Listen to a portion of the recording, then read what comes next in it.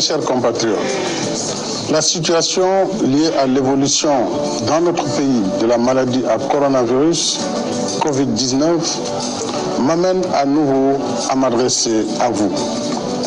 Cette maladie, apparue en décembre 2019, est devenue une pandémie, c'est-à-dire une épidémie à l'échelle mondiale.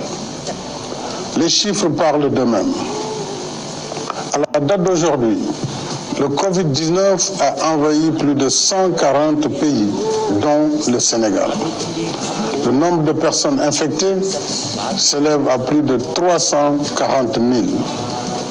À ce jour, le Covid-19 a tué plus de 15 000 personnes, plongeant des familles entières dans le deuil et le désarroi. Ce moment est inédit dans l'histoire de l'humanité. Voilà que l'infiniment petit fait trembler le monde entier de façon brutale, rapide et massive, ignorant les frontières, frappant sans distinction pays riches comme pays pauvres et sans égard pour le statut social des uns et des autres. Gouvernants et gouvernés, riches ou pauvres, personne n'est à l'abri du Covid-19. Depuis 3 mois, une véritable guerre mondiale s'est déclenchée contre cet ennemi commun. Notre pays n'est pas en reste. Ce soir, mes pensées vont d'abord aux malades du Covid-19. Je leur exprime toute mon affection et mes vœux de prompt rétablissement. J'encourage le ministre de la Santé et de l'Action sociale et l'ensemble de ses équipes dans la tâche difficile qu'ils mènent de jour et de nuit. Un personnel médical et paramédical dévoué est au front d'une lutte sans merci contre le Covid-19 pour notre salut. À tous ces braves hommes et femmes, je renouvelle mes remerciements et mon soutien dans ce combat risqué contre un ennemi vicieux, mortel et invisible à l'œil nu. Je salue nos forces de défense et de sécurité, ainsi que toutes les bonnes volontés mobilisées dans la lutte contre le Covid-19.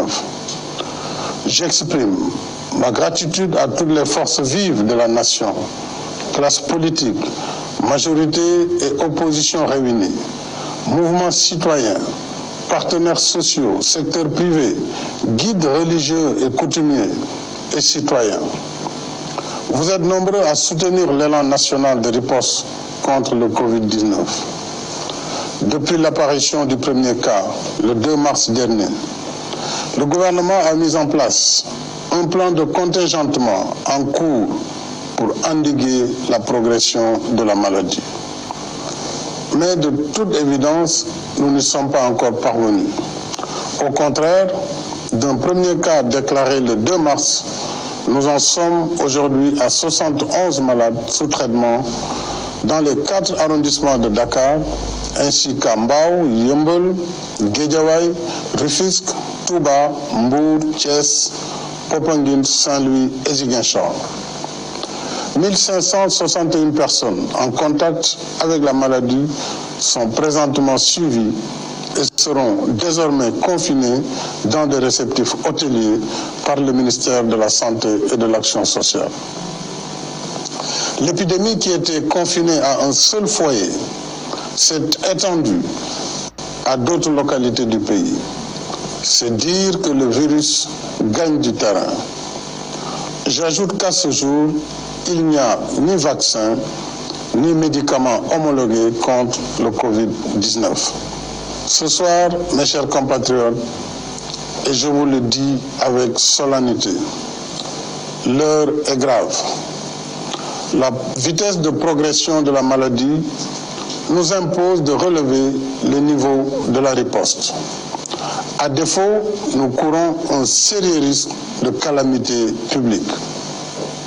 En conséquence, en vertu de l'article 69 de la Constitution et de la loi 69-29 du 29 avril 1969, à compter de ce soir à minuit, je déclare l'état d'urgence sur l'ensemble du territoire national. Le gouvernement, les autorités administratives et l'ensemble des services de l'État concernés prendront toutes les dispositions nécessaires à l'application sans délai du décret sur l'état d'urgence. J'ordonne les forces de défense et de sécurité de se tenir prêtes en vue de l'exécution immédiate et stricte des mesures édictées sur l'étendue du territoire national.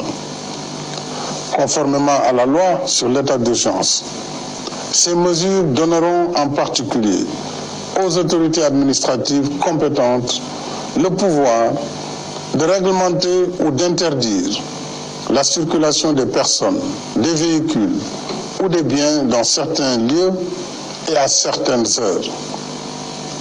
D'interdire à titre général aux particuliers tout cortège, défilé, rassemblement et manifestation sur la voie publique. D'ordonner la fermeture provisoire des lieux publics et lieux de réunion. D'interdire à titre général aux particuliers les réunions publiques ou privées de quelque nature qu'elles soient susceptibles de provoquer ou d'entretenir le désordre. Ces mesures non exhaustives pourraient évoluer en fonction des circonstances. Elles sont assorties d'un couvre-feu sur l'étendue du territoire national de 20h à 6h.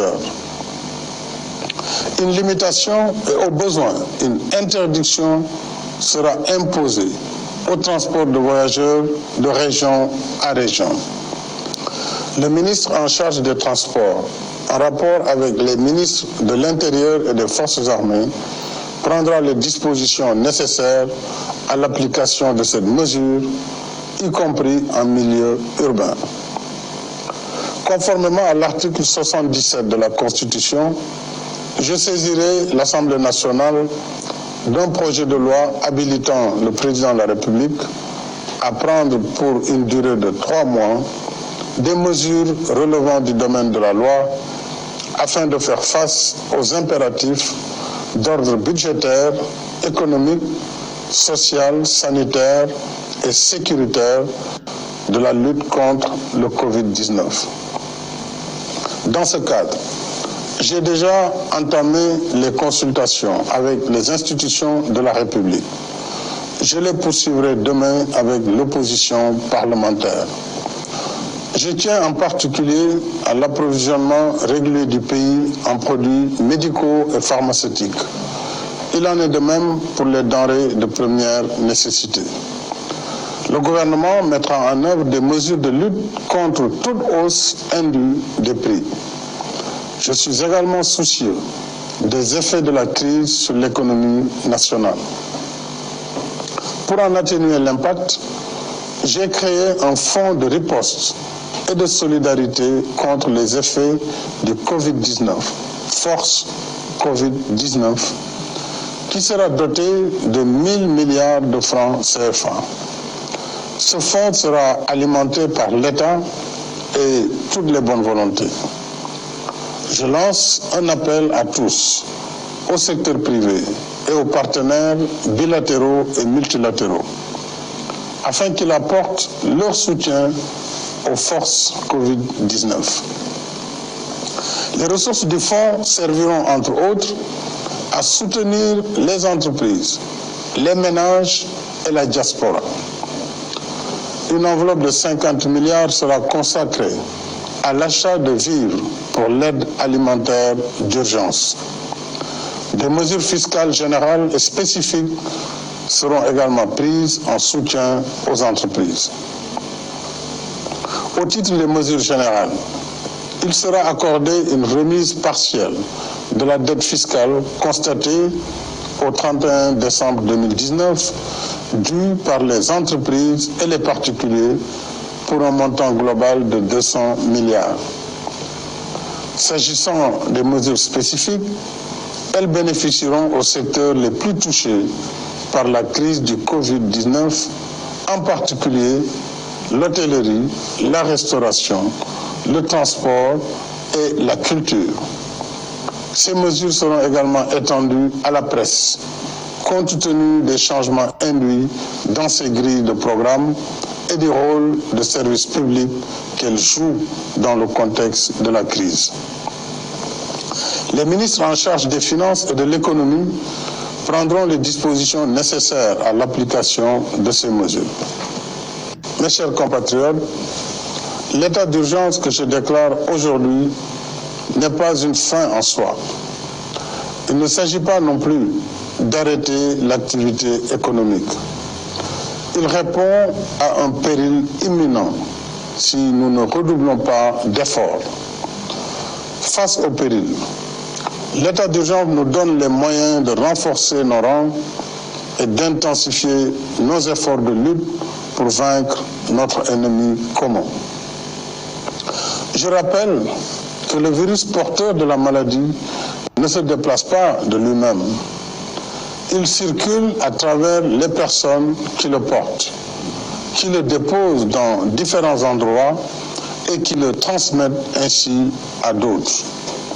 Par conséquent, en limitant nos déplacements et nos rassemblements, nous arrêtons la circulation du virus. Si nous le faisons, nous avons la chance de gagner le combat contre le Covid-19. Par contre, je vous le dis avec insistance, si nous continuons de faire comme si de rien n'était, le virus va se propager de façon encore plus massive et plus agressive. Et malgré leur dévouement, nos personnels de santé seront alors débordés et ne pourront plus contenir la situation. C'est le pire des scénarios. Nous ne le souhaitons pas. Alors, j'en appelle à une prise de conscience nationale sur la gravité de la situation. J'en appelle à la responsabilité de chacun et de chacune. J'en appelle à l'esprit citoyen et patriotique de toutes et de tous. Limitons nos déplacements. Évitons les rassemblements de quelque nature qu'ils soient. Il y va de notre propre santé et de notre propre vie. Il y va de la santé et de la vie de nos familles et de nos communautés. Mobilisons-nous, mes chers compatriotes. Ne laissons au virus ni la vie, ni nos vies. Il y va de notre salut. Il y va du salut de la nation. Bonsoir.